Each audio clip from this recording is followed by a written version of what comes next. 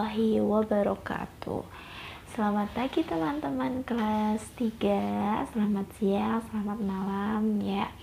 Di sini mari kita belajar bersama-sama yaitu tematik tema 1, subtema 4 sudah masuk ke pembelajaran yang terakhir ya teman-teman, pembelajaran 5 dan juga 6.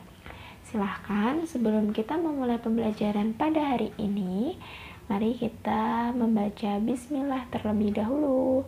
Bismillahirrahmanirrahim.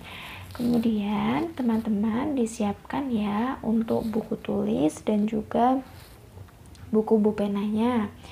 Nah, dibuka halaman 90, kita akan mulai pembelajaran 5 dan 6. Di pembelajaran kali ini, muatan pembelajaran yang akan Bu Seli sampaikan yaitu ada Bahasa Indonesia, PPKN, dan juga Matematika. Disimak bersama-sama yuk teman-teman. Nah, di sini yang pertama yaitu Bahasa Indonesia terlebih dahulu, membuat teks percakapan menggunakan kosakata yang tepat. Saat membuat teks percakapan, perhatikan kosakata yang kamu gunakan. Dalam teks percakapan terdapat 2 tokoh atau lebih. Perhatikan waktu pembagian, waktu bicara, dan topik yang dibahas dalam teks percakapan. Nah, contoh teks percakapan ini silahkan teman-teman bisa dibuka pada halaman 81 yang judulnya Tumbuhan yang berkembang biak dengan spora. Nah, itu merupakan teks percakapan ya. Percakapan antara Dayu dan Ayah. Nah, tokohnya ada 2 dan topiknya yang dibicarakan adalah tumbuhan yang berkembang biak dengan spora. Nanti silahkan teman-teman bisa dipraktekkan, dibaca dengan ayahnya masing-masing. Terus kemudian, ayo pahami kosakata berikut. Nah, di sini ada beberapa kosakata. Yang pertama, sel. Sel itu artinya bagian terkecil dari makhluk hidup. Kemudian yang kedua ada biji. Biji itu artinya isi buah yang apabila ditanam dapat tumbuh. Terus kemudian yang ketiga spora. Spora artinya alat perkembangbiakan tumbuhan yang berukuran sangat halus dan mudah tersebar oleh angin, air, dan sebagainya ya. Seperti yang Bu Seli sudah sampaikan di pertemuan kemarin, bahwa tumbuhan yang berkembang biak dengan spora apa teman-teman? Lumut dan tanaman paku. Kemudian paku-pakuan, ini adalah jenis tumbuhan yang berkembang biak dengan spora. Tanaman paku tadi nggih. Terus selanjutnya di sini ada pembelajaran PPKN. Kerja bakti sebagai contoh kerjasama di sekolah. Ya, sayang sekali ya teman-teman, kita sudah lama sekali tidak melaksanakan kerja bakti, kerjasama bersama-sama membersihkan sekolah, membersihkan ruang kelas. Tapi teman-teman tetap semangat karena kerja bakti ini juga nanti bisa dilaksanakan di rumah bersama keluarga. Nah, salah satu contoh kegiatan kerjasama di sekolah adalah kerja bakti. Ketika melakukan kerja bakti, kita dituntut untuk bekerja sama. Jadi tidak bekerja sendiri-sendiri ya, harus saling gotong royong, saling bantu-membantu. Nah, kerjasama membuat pekerjaan terasa lebih ringan dan lebih cepat selesai ya. Lebih ringan dan lebih cepat selesai. Ini salah satu gambar contohnya kerja bakti ketika di sekolah. Nah, ini juga ada yang menyapu, ada yang membersihkan jendela, ada yang membersihkan meja, menata meja guru, mengepel. Ya, seperti dulu ketika teman-teman masih aktif kegiatan pembelajaran di sekolah, ada kelompok piket ya. Nah, itu juga salah satu bentuk dari kerja bakti, kerjasama di sekolah. Terus selanjutnya kita masuk ke dalam matematika, pembagian bilangan 3 angka. Ini bilangan ya, bukan bilang. Mohon maaf Bu Seli kurang ya. Pembagian bilangan 3 angka. Kemarin teman-teman sudah belajar 1 angka, terus 2 angka. Sekarang kita masuk ke 3 angka. Dan silahkan teman-teman tetap dilanjutkan untuk menghafalkan perkalian dan pembagiannya. Terus gunakan pembagian bersusun. Nah, kalau 3 angka tidak mungkin kita langsung menjawab gitu ya teman-teman. Kalau misalkan teman-teman sudah hafal, sudah bisa dan bisa langsung menjawab, good, bagus sekali. Tapi agar lebih mudahnya, kita bisa menggunakan cara dengan pembagian bersusun. Sama dengan kemarin, kalau perkalian dengan 3 angka, kita juga bisa menggunakan perkalian bersusun. Nah, di sini soalnya ada 684 dibagi 4 sama dengan itu berapa penyelesaiannya. Kita menggunakan apa? Kalau teman-teman ada yang bilang porogapit ya.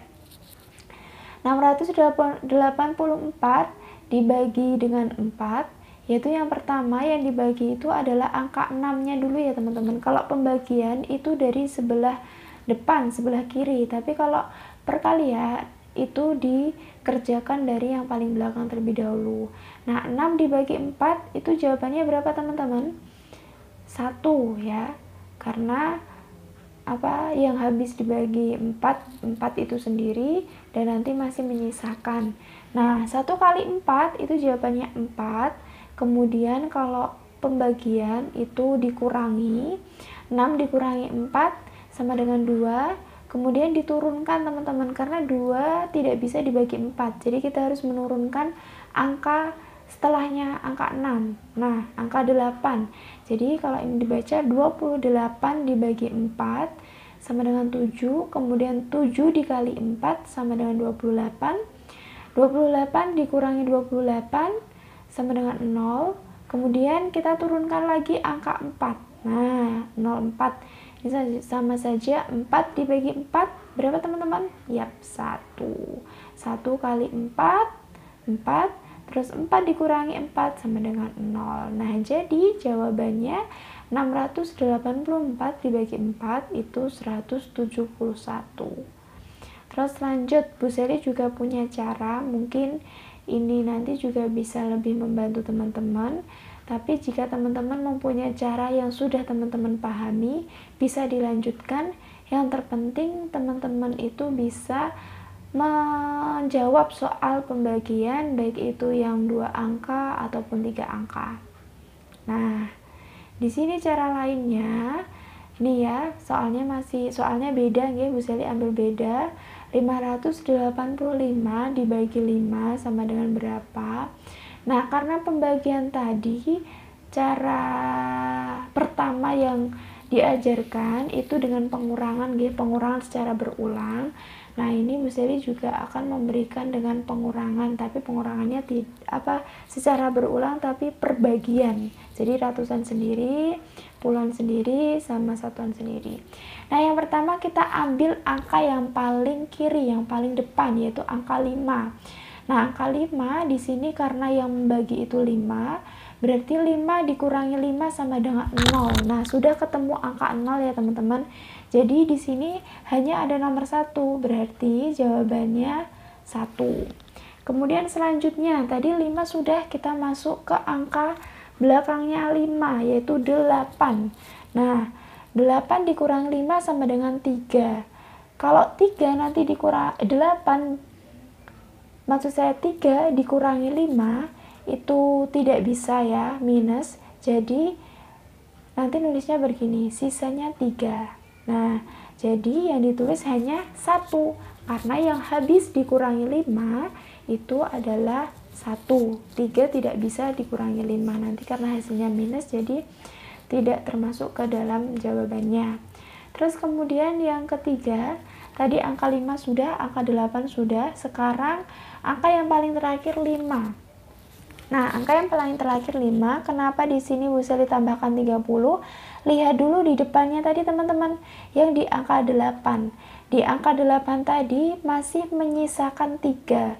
Karena posisi 8 itu di puluhan, jadi angka 3-nya ini menjadi 30. Jadi 30 ditambah 5 sama dengan 35 ya. Sudah paham ya? Terus kemudian kita kurangi. Pengurangnya yaitu tetap angka yang membagi, yaitu 5. Yang pertama 35 dikurangi 5 sama dengan 30. 30 dikurangi 5 sama dengan 25. 25 dikurangi 5 sama dengan 20. 20 dikurangi 5 sama dengan 15. 15 dikurangi 5 sama dengan 10. 10 dikurangi 5 sama dengan 5. 5 dikurangi 5 sama dengan 0. Nah, sampai dengan angka 0 atau yang seperti angka 8 tadi, sampai dengan angka yang sudah tidak bisa dikurangi dengan angka yang membagi. Nah, karena ini sudah habis ya, sampai 0 itu berarti habis. Nah, di sini ada berapa nomor teman-teman? 7. Berarti jawabannya adalah 7. Nah, kita tinggal menggabungkan dari ratusan, puluhan, sampai dengan satuan. Jadi jawabannya adalah 117.